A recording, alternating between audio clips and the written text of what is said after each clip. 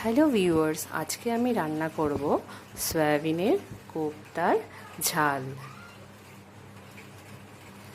প্রথমে আমি সয়াবিন সিদ্ধ করে নেব। বাটিতে জল দিয়ে নিয়েছি। এরপর আমি এতে সয়াবিন দিয়ে দেব। দেখুন, সয়াবিন আমার সিদ্ধ হয়ে গেছে। এরপর আমি সয়াবিনগুলো থেকে ভালো করে জলগুলো বার করে নেব। জলগুলো বার করে আমি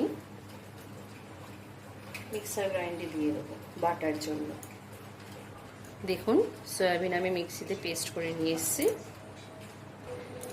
এরপর আমি এতে দেবো কুচনো ক্যাপসিকাম, টমেটো কুচি, কাঁচা লঙ্কা কুচি,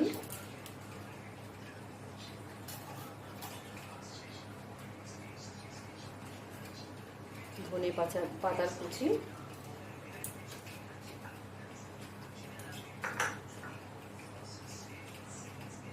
কিশমিশ, জোয়ান, বেসন,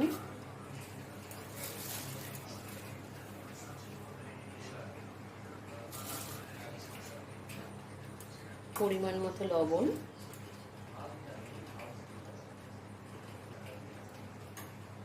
আর সামান্য একটু হলুদ। এগুলো দিয়ে ভালো করে মেখে নিতে হবে।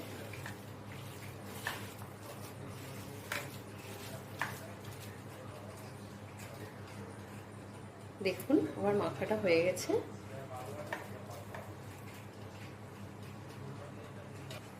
দেখুন, তেল আমার গরম হয়ে গেছে। এরপর আমি এই যে বড়াগুলো আস্তে আস্তে তেলের মধ্যে, দেখুন সয়াবিনের বড়াগুলো আমার ভাজা হয়ে গেছে। দেখুন, কড়াইতে আমি তেল দিয়ে নিয়েছি।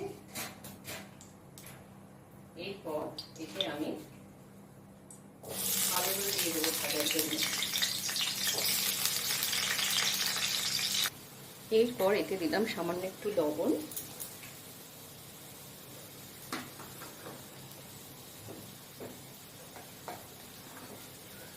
আর দেব সামান্য একটু হলুদ।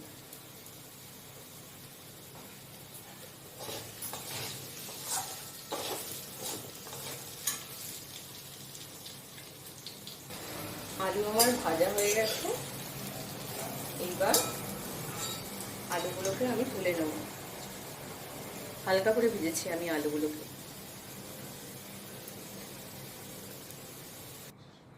এরপর আমি গোটা গরম মশলা দিয়ে নেব, ফোড়ন আর শুকনো লঙ্কা। এরপর দেব গোটা জিরে। এরপর আমি এর মধ্যে দেব আদা, লঙ্কা আর জিরে বাটা। এরপর দেব হলুদ।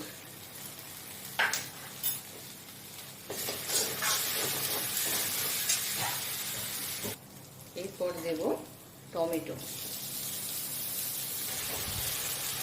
এরপর আমি ভেজে রাখা আলুগুলো এর মধ্যে দিয়ে দেবো।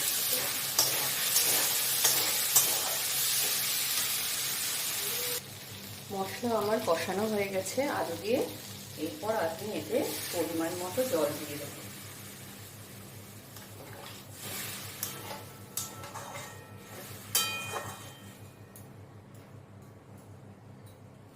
জল দিয়ে একটু ফোটার সময় দেবো।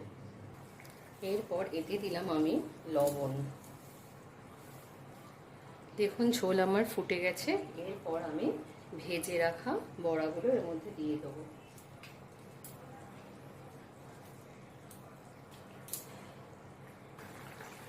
দেখুন, ঝোল আমার ফুটে গেছে। এইবার সব শেষে আমি এর মধ্যে দিয়ে দেবো ঘি।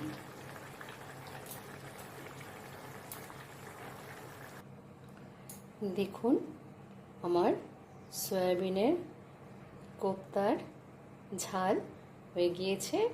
আপনারা প্রত্যেকে বাড়িতে বানাবেন, বানিয়ে খেয়ে বলবেন কেমন হয়েছে, এবং ভালো লাগলে চ্যানেলটাকে লাইক এবং সাবস্ক্রাইব করে দেবেন এবং কমেন্ট বক্সে জানাবেন কেমন লেগেছে আপনাদের। আজকে আমি আমার ব্লগ এখানেই শেষ করলাম।